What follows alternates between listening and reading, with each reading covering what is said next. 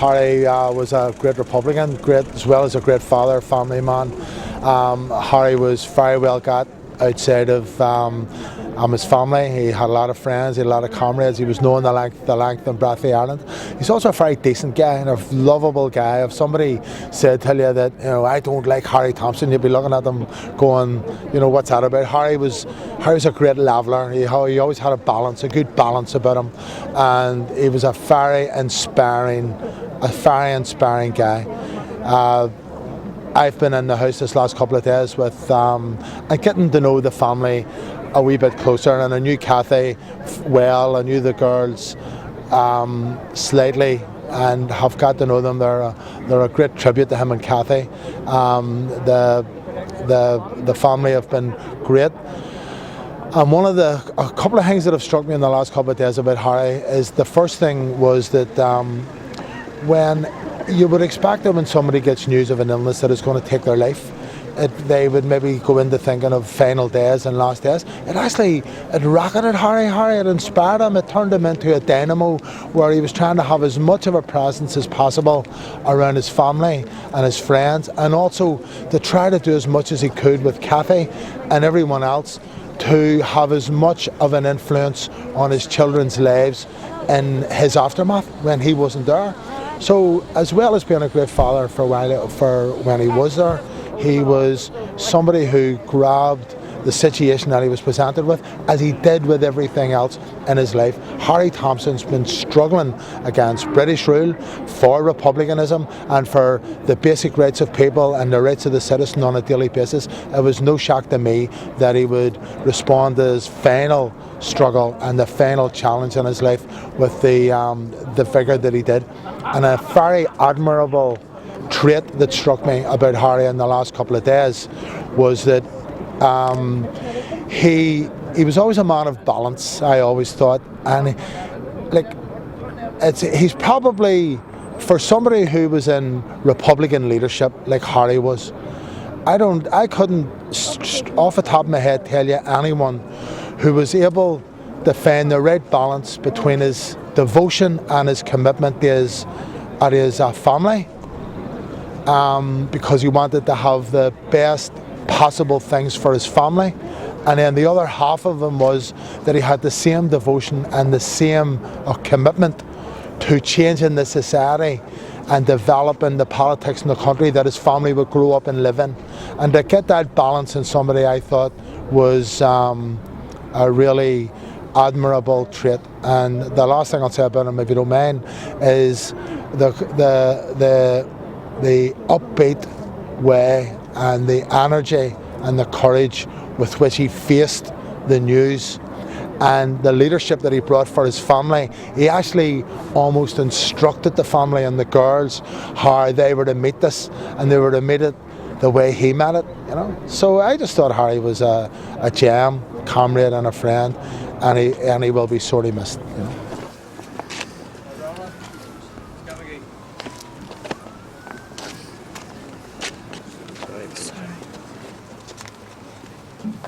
Kathy and Shaula, Oglach Harry, Carja is a Láféile breed and Lásha, this is Rud Moishin, mar be breed mar ban lighter, because the ground more Harry the Manra is Gohara Manra Estrablich, with Gohara Manra o a child. This is St. Bridget's Day, the Celtic day, the first day of spring. And St. Bridget, before the Catholics colonised her, was a maiden woman in her own right, and it's very appropriate because Harry had a great gra for the women in his life and for Irish women in struggle. And the big loss here is Kathy's, and I want to acknowledge her mothers here as well. Harry calls her Granny, and others, brothers and sisters of Kathy who are here. Harry's immediate family, his brother Tony the Master, Seamus, John, Joe, and his sister Lily. And then Anya, and Tommy and KC, and Mora, and Kieran, Gabrielle, Harry Oak, Ellen, and Steve, Louise, and Niall, and Neve, with Cully, and Kieran, Ella with Mairead, and Aisling with the wolf.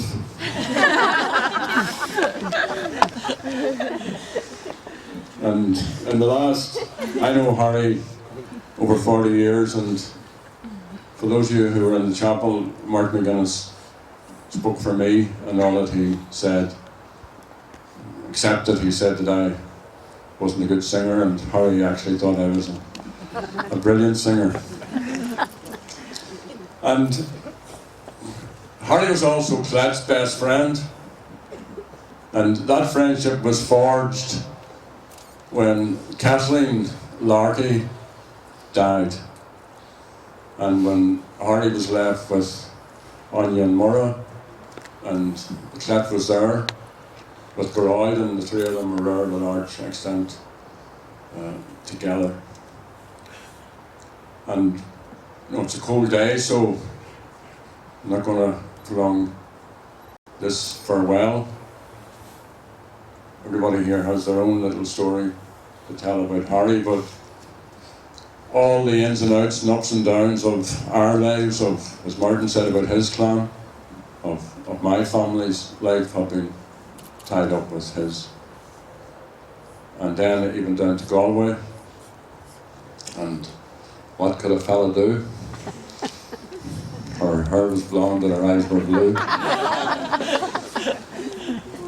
And that was it. And then along came 5 more. So, Kathy must have had the heart of a lioness. She didn't know the north. Belfast was a city under occupation at that time. Collusion was full blast. And even worse, she had to take on Anya and Mora. But she did, and she came here to live among us, and I have to say, in the last months she has been a rock for Harry, for all of us, and for her family. She's one mighty woman.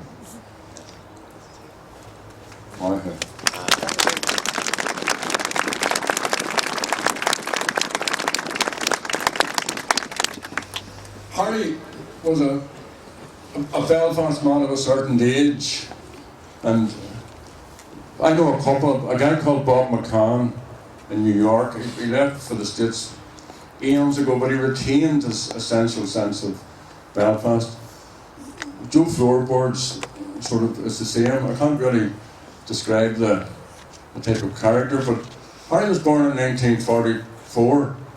I'm just reckoning, 1944, when you think about it, was somewhere around less than 30 years after the 1916 Rising.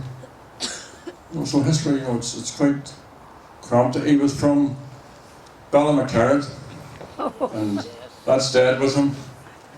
Dickie Glenn was from the Short Strand. It stayed with him all his life. And, at the time of partition, and I knew Mrs. Thompson very well, at the time of partition, I mean, the people of that little community within sight of the shipyard, beside the Scirocco works, and abandoned, and yet such a resilient, versatile people. The master taught him his trade. He became a plumber, but he also became involved in the trade union movement. Now this is in the 60s. And if you want some sense of that, read Sam Thompson's Over the Bridge, because this was a mean city at that time. And I love the way young people nowadays take everything for granted. I think that's absolutely brilliant. I know some people give off about it, but I think it's absolutely brilliant. But Harry started to be influenced by members of the old Communist Party, some of whom worked in the shipyard, and was on May Day marches. This is maybe 62, 63, 64. He joined the army, but he always retained that sense of acute progressive social consciousness and the notion that all struggle is about people, and particularly working people. Patsy Napier is his lifelong friend from childhood, and Father Matt acknowledged Patsy earlier on, and other much older men like Ricky Glenholmes and others, and Liam, and I don't want to mention because you always leave somebody out, but you all know who you are, and you all know your special relationship with Harry. He also retained friends, which I think, I was just talking to Martin McGuinness about this, was quite unique from amongst our Protestant and Unionist neighbours.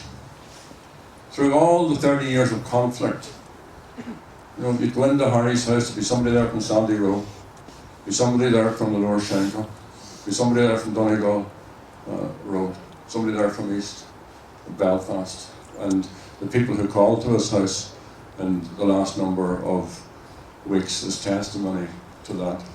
He had a great gift for friendship.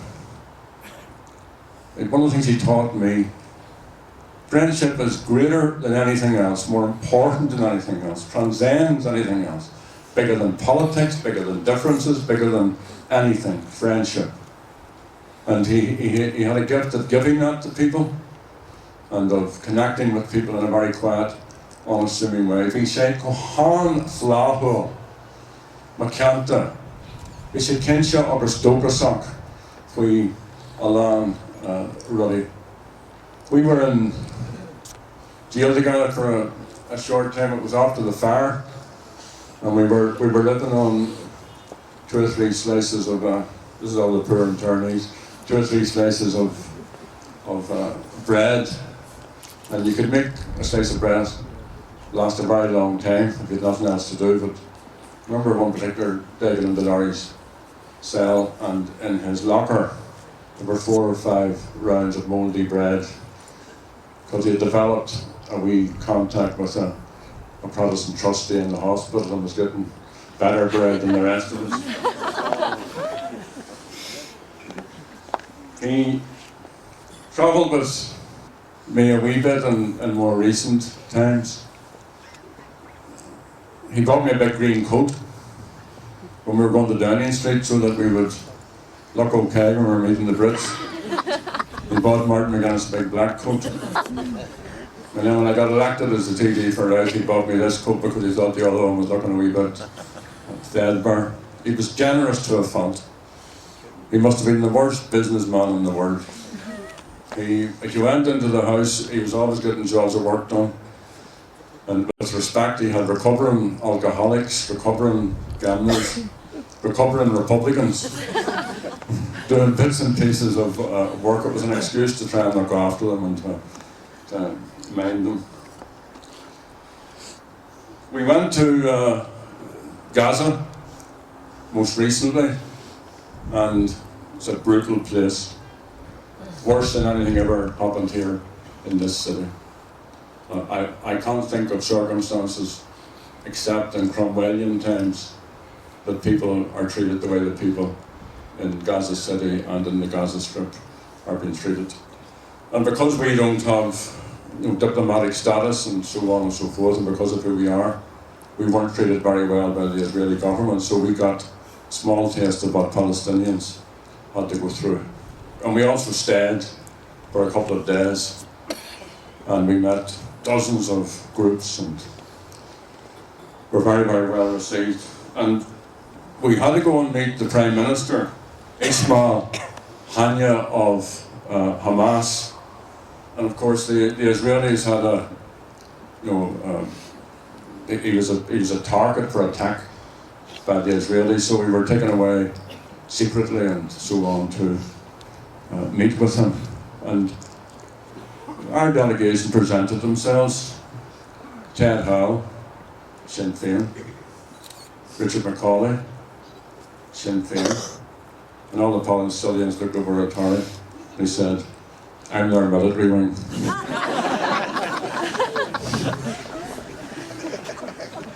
So, I miss him a huge amount, and so will Clet, and so will Garide. But of course, as I said at the beginning, the big loss is Kathy's.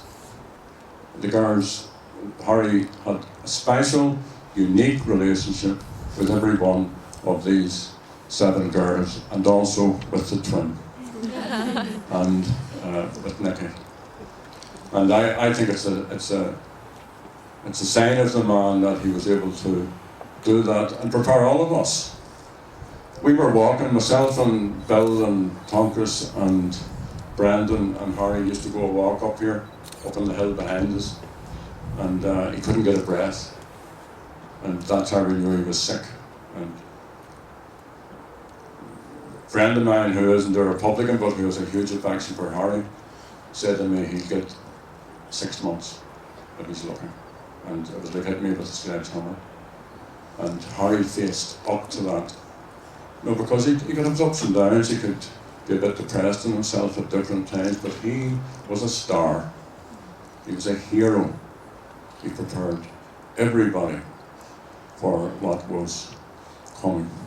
And on Saturday last we had a big Uniting Ireland conference in Derry, and Harry had wanted to go, but of course he wasn't well enough. And I went up to see him before we went, and when we were driving up, I just wrote this little verse. To Harry ag fannacht, ar an slí go deireadh, dahad bliain inné dónach ola, níl Harry lom. Tá sé ina lí a mil firste, ag cans hui na sean urinta ar maidin lom. Agus tá sé ag fannacht sa bhaile inis. Is ag fannacht, is ag fannacht. Agus na dinne ag dul trasna an Céilear Pass, go dtí Dungiven, sneacht ar na sléibhte, agus an spar lia le farthainne. Is Ted an Calú, agus Tom Cuan, is Bill ag Timont, or an slí go deireadh gan Harry. Tá súla gom go méid sé an na a chuckingmid a reis a reis. Dahad bliain inné dónach ola ag fannacht orin. Harry died well. We were all with him, and he died bravely. Agus ní bé a lehad an a reis. So slán Harry, slán a bhaile. He also said to me in his, really, because he could be quite caustic at times, you will not be too long behind me. So I hope he's wrong about that. Anyway, to Kathy, and especially to the girls and to the Gar Pasty, your daddy was great. Your dazzle was brilliant. Your husband was wonderful. Your brother was smashing. Slán, go míle mágah.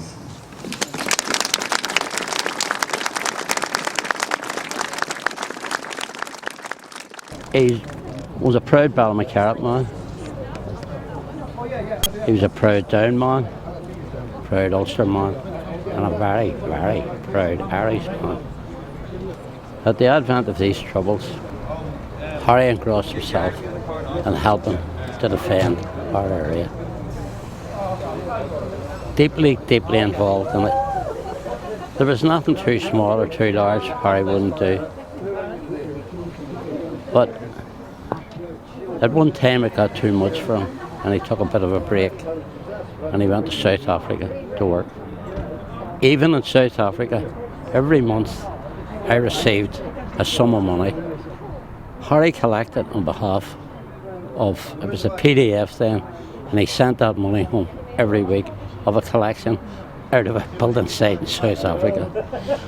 When Harry came home again, he got stuck in again. He ended up getting interned. During internment, he used me to meet his first wife. Kathleen used to come up with my wife. Can I come up and see Richard? Maybe Harry'd be on a visit. I was getting used for a courtship and I didn't know. He got out. He was deeply involved in the movement. He had a leadership role in Belfast, and he'd done a very good job. Unfortunately, he suffered a bad blow, the death of Kathleen. Kathleen Larkey, who Harry married, left him 2 small kids. I'm going to tell you a funny story what Harry done. And Mr. Jerry Adams came to me and said, "Do you know about this?" And I took a wee bit of offence at his attitude. "Know about what?" Bad enough getting told what to do all your life with him without that attitude. Here he was. "Do you know that you and I have been named as guardians for Anya and Murrah?" I said, "Me? You? Everybody's looking for you, and they're looking for me in England, the south of the border here." And that's what he done. He never told us. He went and signed a document. And my biggest relief was when them 2 girls got married, so we could wipe our hands off him. He was a big, he done a terrible lot for the prisoners' welfare, the Green Cross. And he was put in charge of transport. And Harry, nothing's too good enough. Go for the best. And they got 3 buses. And he bought Mercedes Benz. Seaman wanted to get them repaired. The bill was that like back to transit. He says, "No, we'll have to have the best." And that's the way he was. He wanted the best for our people. And this will be reflected tomorrow morning when he hears songs getting played of what Harry, he always wanted to help people. Always wanted to help people. And I miss him greatly because we had an out tradition from I came home from England. Every Saturday I went up to his house and we had soup Saturday. And that's how I'll always remember Harry. It's very hard for me to go over it again, but that's how I'll always remember. Very kind, very considerate, always looking out for other people.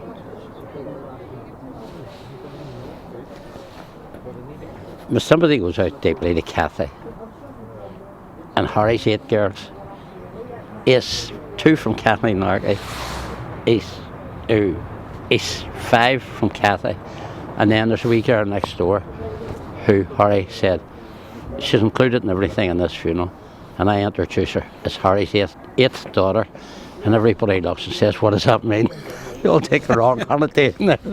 I hope this is funny because I don't want to be dwelling on Harry's death, about his life.